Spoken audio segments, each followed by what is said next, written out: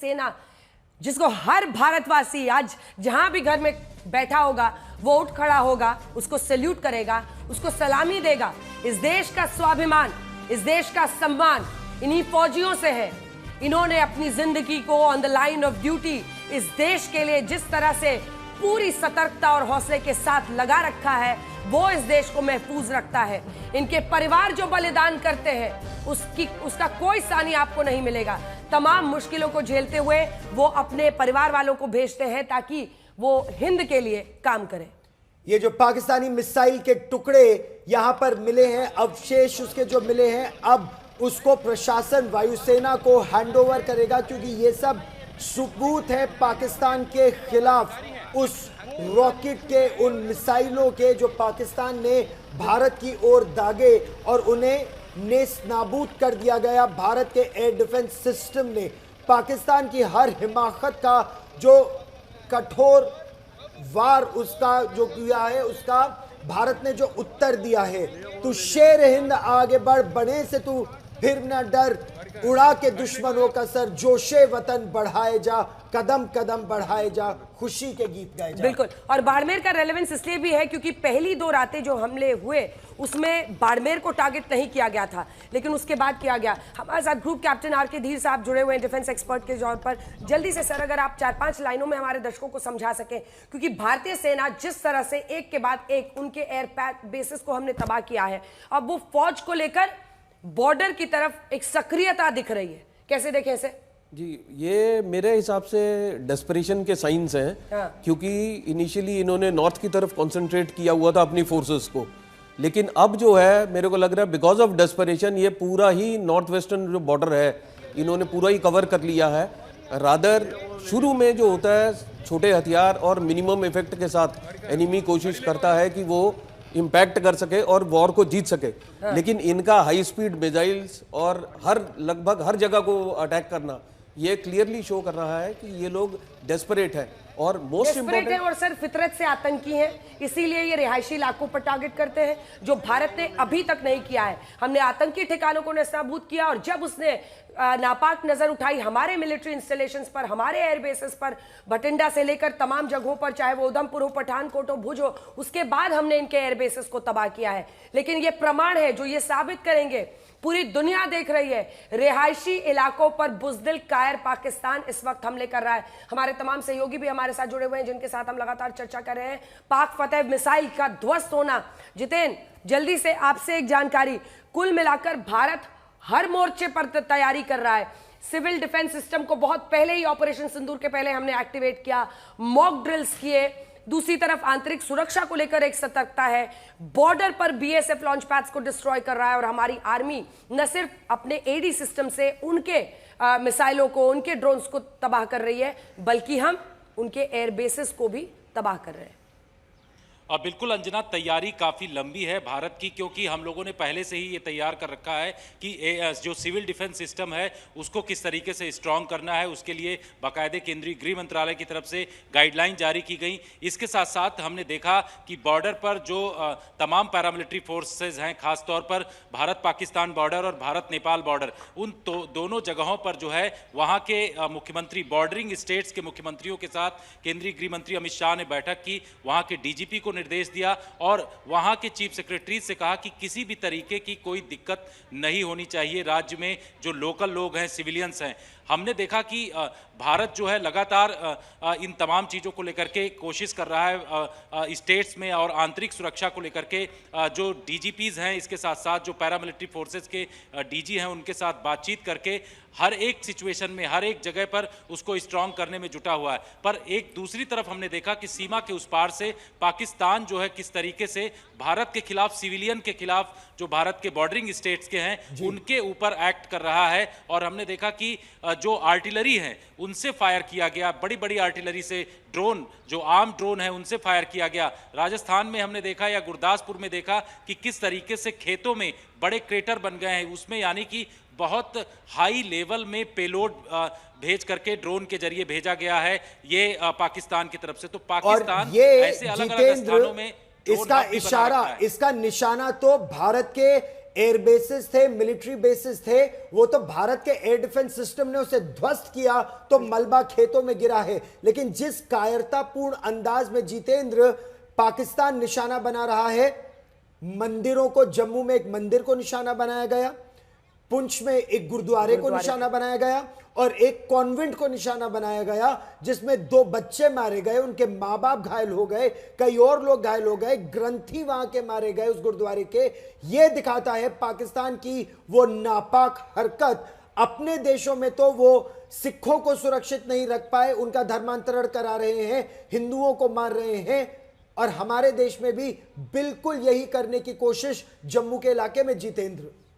बिल्कुल गौरव, पाकिस्तान की तो नापाक हरकत उस दौरान सभी ने देखा कि किस तरीके से पहलगाम में जब टूरिस्टों के ऊपर अटैक किया आतंकवादियों ने, जो कि पाकिस्तान से ट्रेंड होकर के आए थे, उन्होंने धर्म के आधार पर धर्म पूछ करके बाकायदे जो है उन्होंने गोलियां मारी। इस तरीके की स्थिति है पाकिस्तान की। और अब जिस तरीके से शेलिंग पाकिस्तान की तरफ से किया जा रहा है और टारगेट किया जा रहा है वैसी जगहों पर जो धार्मिक स्थल हैं, गुरुद्वारा है, मंदिर है, इसके साथ साथ अन्य जगहों पर, तो पाकिस्तान की मंशा साफ दिखाती है कि वो क्या चाहता है। हालांकि भारतीय जो एजेंसियां हैं, भारतीय जो फोर्सेज हैं, वो पूरी तरीके से पाकिस्तान को मुंहतोड़ जवाब दे रही हैं, लेकिन पाकिस्तान की स्थिति जो है अभी भी वैसी बनी हुई है। हमेशा उसकी तरफ से उकसावे की कार्रवाई की जाती है, रात रात उसकी तरफ से ड्रोन से अटैक किए जाते हैं।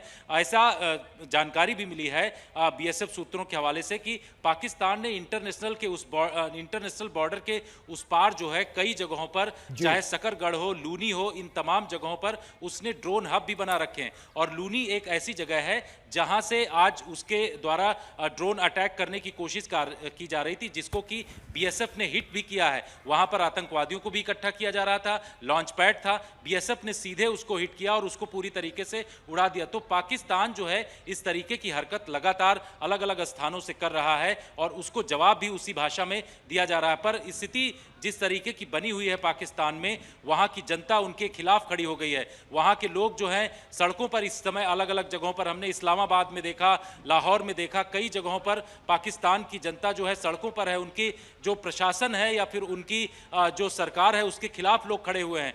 अब उसकी स्थिति बहुत ही बदतर हो गई है। हालांकि भारत जो है लगातार उनकी इस कार्रवाई को, जो उकसावे की कार्रवाई पाकिस्तान की सेना के द्वारा किया जा रहा है, उसको जवाब भारत की सेना की तरफ से दिया जा रहा है और वो लगातार ऐसे ही दिया जा रहा है।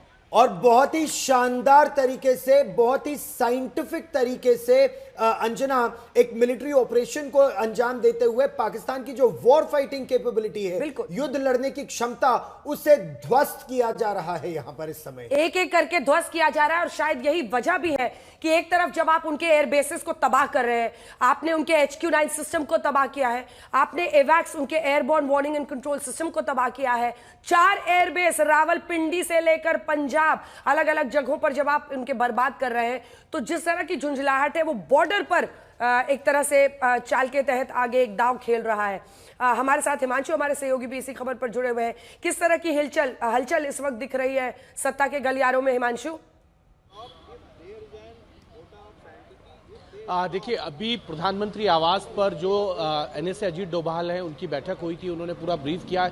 1 घंटा 20 मिनट के करीब उन्होंने पूरा ब्रीफ किया कि पिछले 12 घंटों के अंदर किस तरीके से सेना ने जो है वो पाकिस्तान को जवाब दिया है और साथ ही साथ सिविलियंस को किस तरीके से जो है वो बाहर लाया जा रहा है बॉर्डर एरिया पे से, क्योंकि कुछ कैजुअलिटीज़ की खबरें भी रात को आई थी और उन सिविलियन एरिया को भी खाली कराने का काम जो है वो चल रहा है। साथ में क्या स्ट्रेटेजिकल तैयारी है, क्योंकि विदेश स्तर पर भी पूरी वैश्विक स्तर पर बातचीत है और खुद अमेरिका के जो विदेश मंत्री हैं उन्होंने भारत के विदेश मंत्री से बातचीत की है और उसके बाद जो अमेरिका के विदेश मंत्री हैं, जैसा अंजना आपने भी बताया, उन्होंने पाकिस्तान के जो आर्मी चीफ है उनसे बातचीत की। तो आप देखिए कि पाकिस्तान के जो राजनीतिक हालात हैं वो किस तरीके से हैं कि कल उन्होंने प्रधानमंत्री से बातचीत की थी और आज उनको पता, ये बात साफ हो गई है, सबको पता है कि वहाँ सरकार कुछ नहीं कर रही है, जो कुछ कर रहे हैं वहाँ आर्मी चीफ कर रही है और वहाँ की खुफिया एजेंसीज कर रही हैं। इसीलिए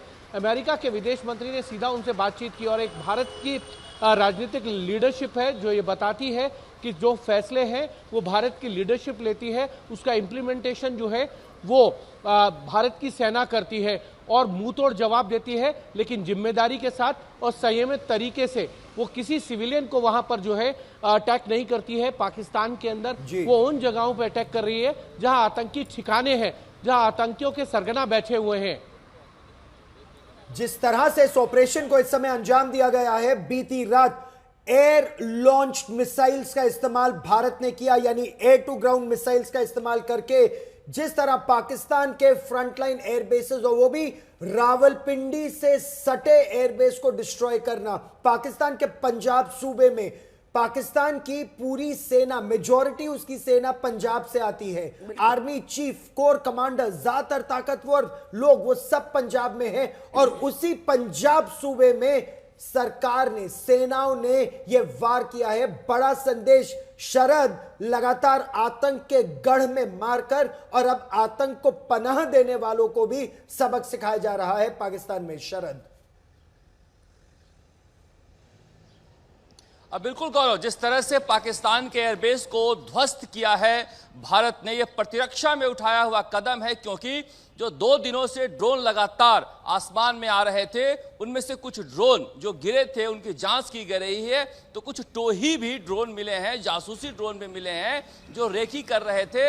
ऐसे में भारत को ये पुख्ता इनपुट था कि पाकिस्तान कुछ नापाक हरकत कर सकता है, इसलिए यहाँ आसपास के जो एयरबेस लगे हुए थे जहाँ से ये इस तरह की हरकतें कर रहा था, उसे नेस्तनाबूद किया गया है। और सारे सबूत जो हैं इकट्ठा करके आप देख सकते हैं, जो दृश्य हमने भेजे हैं, ट्रकों में डाल कर ले जाकर रखा गया है, जो कई तो खोल गिरे हैं।